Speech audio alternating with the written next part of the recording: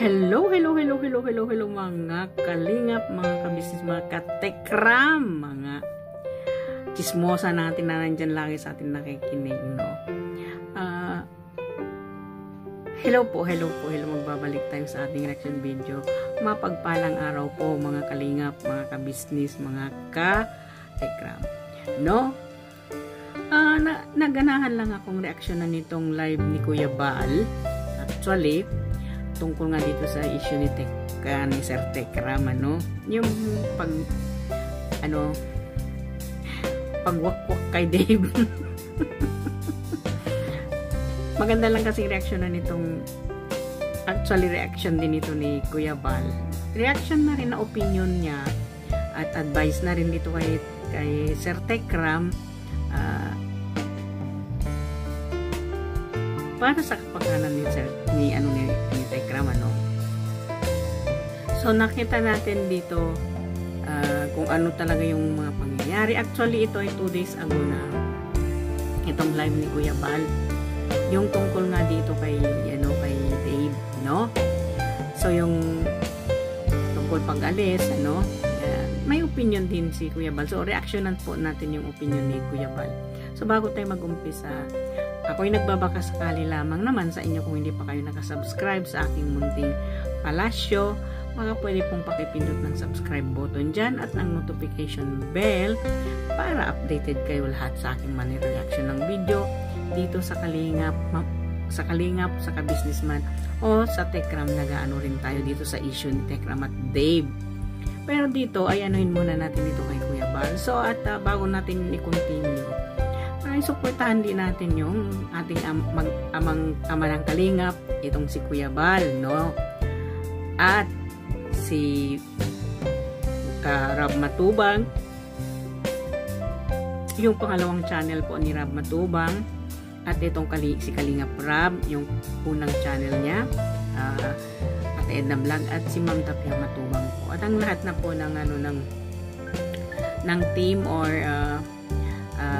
ng scouter or partners at saka reactors ng Kalingap, no? Sali na natin mag-supportahan tayong lahat ng mga Kalingap, mga kabisnes, mga katekram. So dito napapaano ka lang kasi dito kay Kuya Bal, no? So bigyan po natin ng konting reaction din itong mga advices ni Kuya Bal kay Sir Tekram. So pakinggan natin. Actually, kaunti lang na mapaparinig natin sa inyo itong sinasabi ni Kuya Bal, no? So pakinggan po natin siya. Alam mo, may taong ganyan, nagsisilos sa mga anak. May nangyaring ganyan po. Yung ampon, yung anak na tunay pinatay. May kwentong ganyan po, nababasa ko pa lang. Yung tunay na anak pinatay ng ampon. Bakit? Nagsisilos. Huwag mong hintayin na mangyari yan sa'yo, Tekram. Na yung ampon na ang kikitil sa buhay ng mga anak mo, huwag mangyari yun. Tama? Naku, Sir Tekram, makinig ka dito, no? Sa advice sa'yo ni Kuya Bal. Actually, may punto, no? Na totoo yung sinasabi ni Kuya Bal. Sometimes kasi ganitong may mga anak ka na adopted son or adopted daughter. Ito yung minsan nagko-cause ng trouble, no? Ano ba yung nagko-cause ng trouble sa sa Tagalog? Palaaway, ganun ba yun? Sorry na. Nagko-cause ng everything sa'yo, sakit ng damdamin, or ganito nga yung magkaroon ng trouble, no? Naging troublemaker. Mayroon kasing ganun din, at mayroon din na namamaslang, no? Ibig sabihin na hindi na niya maisip na kapatid niya o ano man, dahil nga sa sinasabi ni Kuya Bal na sa matinding pagsiselos ay nasasaktan niya yung kapatid niya or anything sa bahay, ano. Sa akin naman, magkanya naman tayong opinion, ano. Mayroon din naman, sarili din naman nating anak. Ay gagawa sa atin ng ganyan, no? Yung sasaktan tayo. Mayroon din, hindi lang yung ampon, no? Sorry po sa words na ampon. Yung bang adopted, no? So, yun nga, at natawa lang kasi ako dito kay Kuya Bal, no? Ang galing talaga ni Kuya Bal, no? Makinig ka kasi, Sir Tekram, sa advice ni Kuya Bal. Opinion at advice na rin niya ito kay Tekram, no? So, patuloy po natin itong iba pang sinasabi ni Kuya Bal. Shout out po sa inyong lahat. Lahat ng aalis, ibig sabihin po, hindi na mapagkatiwalaan yan. Yung umalis, tapos magsisisi, huwag mo na tanggapin yan. Hindi na mapagkatiwalaan. Bagkos, kung gusto mong umampun pa, dapat sanggol. Sanggol. Yung mga panganak pa lang, yung ganyang edad ni Dave, sus! Sakit ulo mo dyan. Sasakit lang ang ulo mo dyan. Oo. Bakit? Taong palengke. Kinuha mo 5 taon, o 5 taon. Ilan taon ba si Dave nung kinuha mo? 8 taon? Wala na yan. Mga terata. Mahirap lang turuan yan yung ganung edad. 8%. Mahirap lang respetuhin yan. Buo na yung kanyang utak eh. Yung kanyang pag-uugali, yung karakter niya buo na. Mahirap lang turuan yung ganyang klaseng bata. Kasi mula, akala mo'y mabait. Yung loob mo nakuha niya na. Ayon sa mga kwento. Ayun, no. Totoo naman talaga, no. Pero mayroon naman siguro, Kuya Bal, no. Inampon mo na yung parang wala na talagang magulang, yung bang yung sumakabilang buhay na talaga yung mga magulang, wala na siyang pamilya, no. Mayroon din siguro naman na aapunin mo or aadapin mo siya, ay hindi naman siguro lahat na tulad ng ginagawa nitong si Dave, no. Mayroon din naman sigurong ampon na talagang nakakakilala talaga na kung sino nagpalaki sa kanya, no.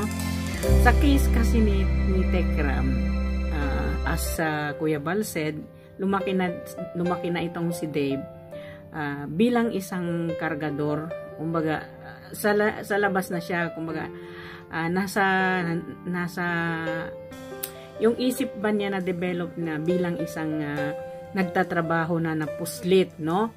At parang kasing ang mentalidad ni Dave ay kumbaga sa sinasabi ni Kuya Bal ay mahirap na siyang turuan kasi mayroon na nakapasok sa utak niya na iba, no? Kumbaga yung sinasabi natin na kung ano yung na-adapt niya ng pagkamaliit na niya ay hindi na yung pwede mong i-adapt ng iyo kasi mayroon na siyang he learned something na mayroon na pumasok sa utak niya, sa isip niya na ganun na yung klase ng kung ano siya, kung anong yung pangungugali niya, no? Kasi no, kung talagang iniisip ni Dave na si Tatay Tekram niya ang bilang tumayo talaga tumayo talagang tatay niya, no? Aside pang parang nanay niya kasi may nanay naman talaga siya, no? At mayroon din naman siyang tatay, yun lang hiwalay. Sa siguro ni Dave, kung talagang nag-iisip siya, mayroon siyang yung isip niyang winala niya na yung dating naging kargador siya o naging ganun yung buhay niya, iniwan siya ng nanay niya, ng mamagulang niya, dapat yung isip niyang ganun, tanggalin niya yon, ipasok niya kung ano yung tinuturo sa kanya ni Tekram, no? So, as Kuya Bal Santos nagsasabi na sa kanyang opinion na yung isip, minsan kasi yung isip ng tao, kung ano na talaga yun na yun. Kumbaga, hindi na yun mapalitan ng iba, kumbaga, no? Kung ano yung nasa isip niya, yun na yun. Kumbaga, yun na yung kinamulatan niya. Mayroon kasing tao doon, ayaw niya i-adapt, na i-change yung kung ano yung napasok sa isip niya dati. Kumbaga, yun na yung nag-sink in na yun, sink in na yun doon sa loob ng utak niya kung ano yung nakita niya, ano yung kalagayan niya. Baga ay ayaw ni Dave magbago. In short, yun na rin ang sinabi ni Sir Tekram, ayaw na raw magbago. In short term, ayaw talaga ni Kuya Dave magbago, no? Yun. Kaya ang kay Kuya Bal, kung gusto mo mag-ampon, yung bago pang panganak, kumbaga, pagkaluwal ng nanay, kung gusto niya ipaampon sa'yo, yun ang kukunin mo, no? Yun ang ni Kuya Bal. So, kung halimbawa man nag-ampon ka man na tulad ng sinasabi ni Kuya Bal dito kay Dave, malaki na si Dave, no? Nakuha ni Tekram. Depende siguro yun kay Dave, no? Sa bagay, sa ngayon, hindi na siya kayang hawakan, hindi na siya kayang turuan kasi nga, kung ano yung nagsisink in sa utak niya noon na kaya niyang gawin ngayon, what more ngayon. Noon nga, maliit pa siya, puslit pa siya. Kaya niyang gawin ang magkargador. What more ngayon, di kaya niya kung ano gusto niyang gawin. Kasi malaki na siya eh. Binata na siya, no? For 17 years old, ipalagay na natin 18. 18 is still young, no? Still siya, hindi pa rin siya sa tamang edad. Kasi sa lalaki, I think 21 na talaga ang mature na, no? 21 years old. Pero mayroon namang mga bata pa, mga 10 or 9 or 11, matured na dahil sa buhay na nararanasan nila, no? Yun lang. Yun yung mga, kumbaga, klase-klase ng mga panguugali ng bata, no? Eto siguro dito kay Tekram, napunta lang siya sa malas na ampunin, no? Napunta lang siya sa hindi siya lucky dito kay Dave. After all, no? After 5 years, after all na maghirap si Tekram sa kanya, ay wala siyang pakialam doon sa nag-aruga, nagkupkup, nagbago ng kanyang buhay, no? Hindi natin masisisi kasi yun yung pangingisip ni Dave, diba? So, ang kawawa lang talaga dito ay si Sir Tekram kasi hindi pa rin siya makamove on hanggang ngayon. No, kasi hinahanap-hanap pa rin niya yung, syempre, sa tagal ba naman sila nagsama ni Dave, talagang mahirap yun, parang hindi basta-basta mawala sa kanya yun, no? So, pakinggan pa natin itong sinasabi ni Kuya Bal. Marami na siyang ginawang hindi maganda laban sa'yo. Marami na ang kwento. Totoo yan. Na ginawa ni Dave. Totoo na sumakit yan. ang ulo mo. Abay, palayasin mo na yan. Palayasin mo na yan. Ha? Kuya Bal, wag ka naman ganyan. Palayasin agad. Lumayas na nga. Talagang, dito matawa kay Kuya Bal, no? Ayan, talagang diretso, ha? Tagos sa puso. Naku, Sir Tekram, talagang dito ka makinig kay Kuya Bal kung paano gawin yan, no? Paano disiplinahin yan. Palayasin mo daw. Lumayas na, pero mas palayasin mo pa uli. Yan si Kuya Bal. Pakinggan natin. Palayasin mo na yan. Lahat sila palayasin mo na. Oh, yan. Lahat ng mga rebelde. Hindi palayas yan. Huwag mong iyakan. Huwag mong iyak. Sabi mo, huyo. Bahala ka. Nasa iyo naman yun eh. Okay, magandang araw po sa ating lahat. Yun, no? Palayasin daw, Sir Tekram, ayon dito kay Kuya Bal, no? Sabihin mo daw, huyo, palayasin yung mga traidor. Yan ang ano ni Kuya Bal, kung baka kay Kuya Bal, no? Kung gusto mo lumayas, ayaw mo sa akin, di lumayas ka. Sino ka ba, di ba? Parang ganun yung yung patakaran ni Kuya Bal. Ayaw mo sa akin, lumayas ka, di lumayas ka, no? After all na ginawa ko sa'yo, tapos gaganyanin mo ako, di lumayas, layas, di ba? Diretsahan tayo, yun si Kuya Bal, no? Ang kabaitan kasi ng isang tao, huwag nating abusuhin. Kasi minsan, kumbaga, naaano din yung tao, na parang, anong tawag doon, nasasagad din. Kahit gaano ka pa kabait, nasasagad ka din, no? Kasi, tulad nitong si Kuya Bal, no? Hindi lang naman si Sir Tekram ang mayroong mga ampon o mga inalagaan, no, inadapt Si Kuya Bal, mayroon siyang adopted daughter, no? Pero ang rules ni Kuya Bal, kung ayaw mo sa akin, di lumayas ka. No, kung gusto mo, di makinig ka. 'Yun ang maganda, no? 'Di ba? Minsan kasi kahit naman anak natin, no, ayaw mong makinig sa akin, di umalis ka sa puder ko kung kaya mo nang manindigan sa sarili mo. Kung gusto mo dito sa akin, di makinig ka sa akin. Pero ngayon mga kabataan ngayon wala na eh. No? Panay sumbat sa magulang ang naririnig natin. Mas malakas pa yung boses ng mga anak natin kaysa sa atin. Huwag niyo ipag-deny yan, no? Yun ang nararanasan ng karamihan ng mga nanay, kaya nadidepress ang mga nanay ngayon sa mga anak. Kasi tayo ng mga magulang ang humihingi ng kapatawaran sa ating mga anak. Hindi na ang anak humingi ng kapatawaran sa magulang. Tayo magulang ang humihingi ng tawad sa mga anak. 'Di ba? Yan ang kinalakihan nila ngayon. So, totoo yung sinasabi ni Kuya Bal, no?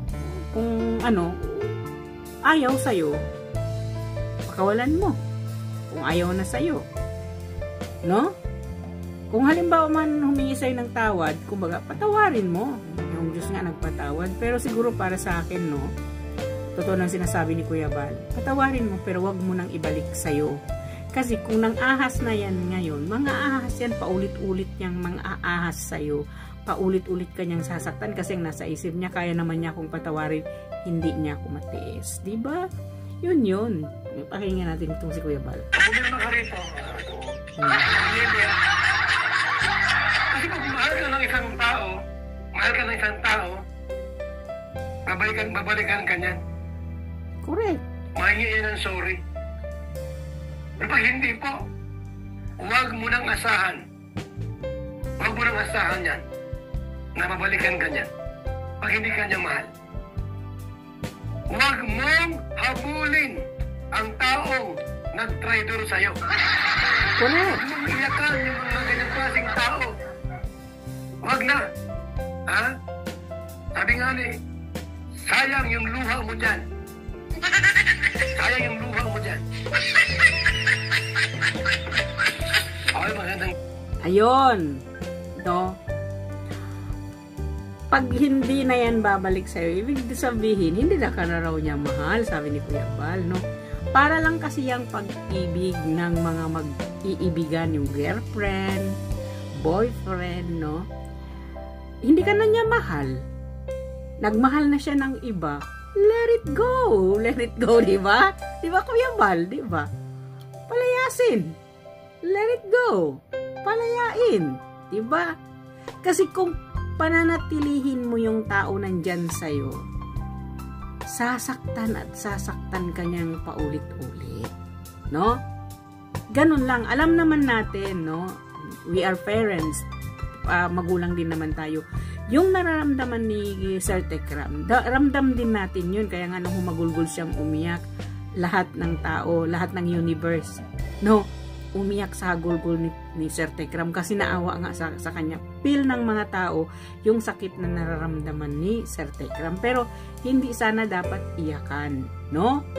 Kahit gaano mo siya, syempre, okay, talagang bugso ng ating damdamin nung mag-iyak tayo. Naiyak tayo dahil yung mahal natin, no? Tulad ni Sir Tekram, minahal niya talaga si Dave. Kaya hindi niya yun pwedeng hindi maiyakan. Kasi dati pa naman yan, si Sir Tekram, pinapaiyak na yan ni Dave. No? Nung una pa lang sila, nagkita sila noon nung hindi siya sumama, pinilit talaga siya ni Sir Tekram. Umiyak din si Sir Tekram doon mismo sa bahay nitong si Kuya Martin ni Kuya Dave. Umiyak doon si Sir Tekram kasi ayaw talaga sumama ni Dave. Nagmamakaawa na itong si Sir Tekram. No? Kung mahal ka ng isang tao, hindi ka niya matitiis, babalik at babalik sa'yo yan. Pero ang tanong doon, gaano ka ba kamahal ng isang tao? Kung babalik siya, tatanggapin mo, 100% ka ba na hindi ka niya nasasaktan uli? Tulad itong si Dave, kung babalik siya dito kay Tekram, 100% ba si Sir Tekram na hindi na niya ito uulitin? Na alam ni Sir Tekram na lagi siyang sinasaktan ni Dave dati. no? Nasa kay Sir Tekram yan kasi hindi naman tayo pareho ng puso ni Sir Tekram, no? Ang atin lang kasi kung ano yung masakit para rin sa atin makikita si Sir Tekram na ginaganyan siya ng mga ni Dave o yung kampo ni Dave, no? Ang sa atin lang, no, parang hindi 100% magagawa yan ni Dave kung wala siyang yung nangwakwak sa kanila, nangwakwak sa kanya, kung saan siya ngayon. Shout out sa mga wakwak dyan. Yung nangwakwak kay Dave, no? Malakas ang power talaga ng mga wakwak. Yung mga sinasabi natin balbal. Ang galing nilang mambalbal, di ba? Yun ang sinasabi nating balbal, di ba? Binalbal mo para maging iyo. Ano lang katulad ba? Sa magkasintahan, no? Best friend mo, tapos yung best friend mo may kasintahan siya. Anong ginawa ng best friend? Pinikot yung boyfriend mo. Di naging sila ang kinasal. Ganon yung nangyari kay Dave, no? Parang ano lang, relasyon ng pag-ibig, pinikot. Ngayon, nandoon na siya sa mga wakwak, si Dave. Ganon yun. Ngayon, ang nasasaktan, si Sir Tekram sa ginawa ni Dave, no? Ganon lang yun. Sa patuloy po natin itong ano ni Kuya Bral. Sabi sa ating lahat. Ako kay Julie Sorry po. Hindi na talaga bumalik, kaya sure ako, di ako mahal noon. Tama! Tama yan! Ha? Isang jowa mo. Di mo yung jowa mo umalis. Umalis. Hayaan mo umalis yan. Kahit yung asawa mo umalis. Hayaan mo siya umalis. Huwag mong sunduin. Huwag mong sunduin yung umalis. Ngayon ako dito mga kaibigan. Umalis? Huwag mong sunduin.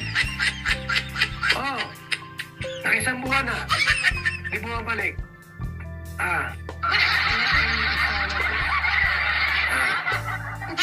Parang sa pasundo Hayaan natin yan. Siya ang umalis, siya ang mabalik dito.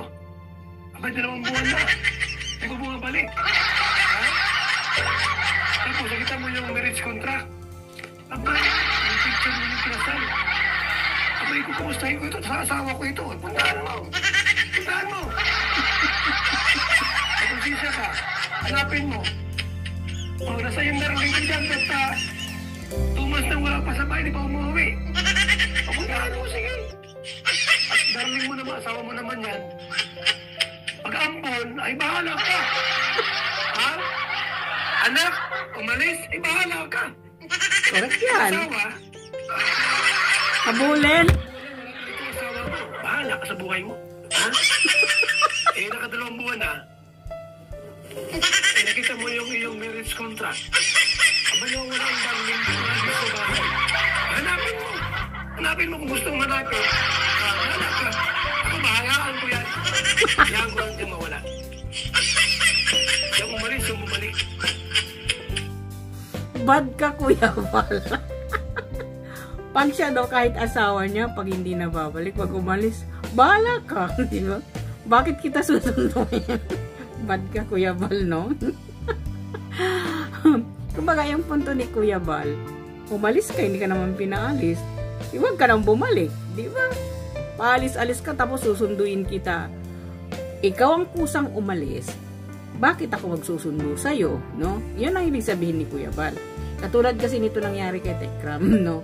Hinahanap, sinundo kung saan-saan niya itong pinuntahan si Dave.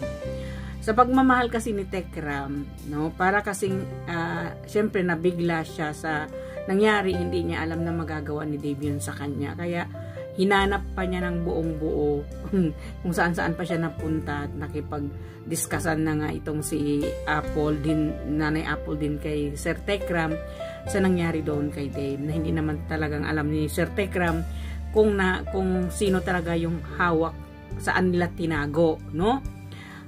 Actually, lumabas na yung mga totoong ginagawang kabalbalan, no? Kabalbalan talaga nitong si Lola D. Lola D, ha? Galing mong gumawa ng iyong content, no? Obvious na obvious ka talaga, Lola D, na ang paghawak ninyo kay Dave ay para lang sa inyong kapakanan sa inyong YouTube channel, di ba? So, tuwang-tuwa siya sa tuwang-tuwa siya sa pang-aasar niya sa kanyang mga live, pero gumawas naman yung totoong kasinungalingan niya doon. Naku, Lola D, masama yan. May edad na tayo, dapat hindi na tayo magsinungaling. Dito ba naman sa social media, gagamitin mo yung tao para sa iyong kapakanan. Nasa abroad ka, why not? Coconut, gawin mo yun, no? Dito kay Lola D, di ba? Si Daisy Romualdez po yun. Charot lang. So, dito kay Kuya Val, no, kumuha tayo ng counting eclipse niya dito sa pagpapaliwanag niya dito kay Tekram, pagbigay ng advice kay Sir Tekram, kasi nga humagulgul nga itong si Sir Tekram ng iyak nung nag-live sila, no? Actually guys, late na tayo, nakiki-update lang tayo para magkaroon tayo ng content naman, di ba? So, yun nga, no, dito kay Kuya Val, maraming salamat, napatawa mo ako. Lagi kong pinapanood yan. Lahat ng reaction niya yan, lahat ng mga live ni Kuya Val ay lagi ko nanonood. Habang ako'y nagtatrabaho yung live ni Kuya Val ang aking pinapanood, tawa ako ng tawa para akong sira ulo. So, loud tuloy. Laugh. Bulol, sorry po. Laugh trip kasi talaga itong si Kuya Val kung siya ay mag-live, no? Kumbaga, may puntos, mayroon katotohanan yung sinasabi niya, pero dala kasi sa biro, no? Yung mga totoong sinasabi ni Kuya Val, nadadala ka kasi na kahit sabi mo yung talagang diretso siya magsalita, kumbaga straight siya, wala siyang paligoy-ligoy kung magsalita siya, diretsong-diretso, no? Kumbaga, bahala ka kung ano ka, kung masaktan ka, basta kung anong sasabihin ko sa'yo, yun si Kuya Val, no? Pero, in the end, nandun yung sinasabi niya agad, ay, kumusta na po tayong lahat dyan? Agad siya magsha-shoutout doon yung tao. Mawala yung nakiinit na yung usapan. Bigla niya papunta doon sa biruan, di ba? Parang bigla ka na lang mapatawa. Ganon si Kuya Val, no? Ganyan si Kuya Val live, no? Talagang mapatawa ka talaga. Kahit sino hindi mapatawa sa kanya, mapatawa ka talaga. So, dito nga sa video, tuloy ako, sorry po, nabubulo na. Dito nga sa live reaction niya, opinion niya o advices niya dito kay Sir Tekram, wag mo daw iyakan, remember, at wag mo daw pabalikin. Umalis na yan. Dapat nga daw, umalis na, tadyakan mo ba? Si Kuya Val, ito talaga si Kuya Val. Bad ka talaga, Kuya Val, no? At kung sa asawa man, kung umalis daw, 1 buwan hindi pa bumalik, 2 buwan hindi pa bumalik, di harapin mo na. Pag hindi mo mahanap, bayaan mo na raw. Advice ni ano yan, ha? Ni Kuya Val yan. Kahit asawa mo, pag umalis, wag mo nang hanapin. Totoo nga naman, umalis na siya, ba't mo pa hanapin? Siyang umalis, siyang marunong bumangog. Umalis siya, marunong siyang bumalik. Bakit kailangan pa natin siyang habulin na para tayong tuta, habol ng habol sa kanya? Diba? Ang galing ni Kuya Val mag-advise. Gusto ko yun. Kuya Val, idol na idol talaga kita. Gusto ko yun kasi umalis na, habulin mo, bahala siya sa buhay niya, diba? Kakain ako, matulog ako, diba? Ganun lang yun. Diba? Siyempre, pag asawa mo, habol siyempre, mayroon naman talaga na pag hindi pa umuwi, hinahabol, no? Oh, ba't hindi ka pa umuwi? Hahanapin mo talaga. Pero para siguro sa akin, pareho kami ni Kuya Val. Marunong kang bumalik, marunong kang umalis, di matuto kang bumalik. Di ba? Kung ayaw mong bumalik, ba't tahanapin? Sakit ng ulo lang yun. Joke lang po, di ba? So, hanggang dito na lang itong reaction video. Maraming salamat sa inyong panonood. Hanggang sa muli po. Bye-bye! Magkikita-kita tayo. Bye-bye po!